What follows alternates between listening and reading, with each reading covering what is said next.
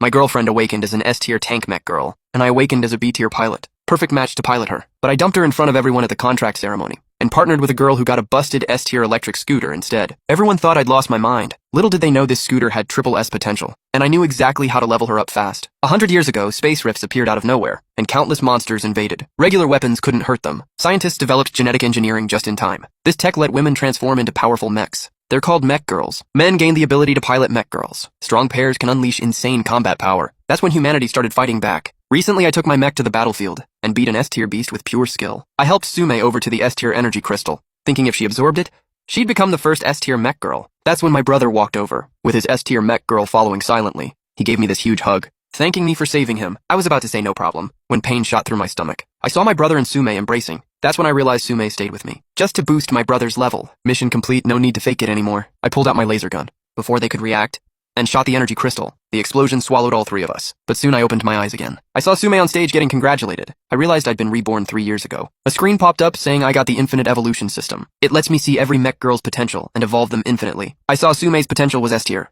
I couldn't believe it. My brother rushed me to get on stage and contract with Sume, but I just said casually, "The Chinshio from Class 3 has rare mental power and potential." My brother called her D-tier trash. That's when I knew he was reborn too. In my past life, I didn't learn about Chinshue until days later. I walked towards somewhere else, not caring about Sume and my brother's flirting. Soon I reached a stage with no audience. On stage was Yue Yao, my brother's past life partner. I saw she had triple S evolution potential. People were shocked I came here. Couldn't believe it.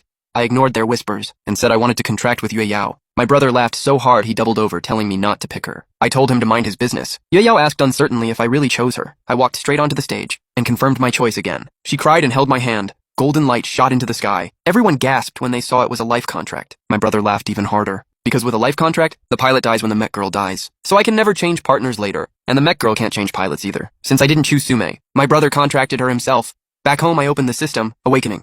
Yue Yao's potential needed tons of materials, but I only had 200 credits. I sold the stuff my neighbors gave me and finally got the materials by night. When Yue Yao absorbed them, a light beam shot up to the clouds. The whole city saw it. The city lord's officials could tell she had potential beyond S-tier. They immediately sent people to the location. By then, Yue Yao had finished awakening. She evolved into a C-tier motorcycle. I checked her info with the system. She was a rare sea-land-air triple mode form. That's insanely OP. She agreed, so I hopped on the bike and tore down the highway. We quickly reached outside the city. Yue Yao didn't get why we came out. I said now that she awakened, we gotta grind monsters fast. Right then, a C-tier bloodbat appeared. I called out to Yue Yao. She instantly switched to mech form. The bloodbats couldn't handle one hit from us. After killing them, Yue Yao evolved to B-tier. The system told me my body stats increased by 1. I didn't expect my own power to grow too. That got me hyped.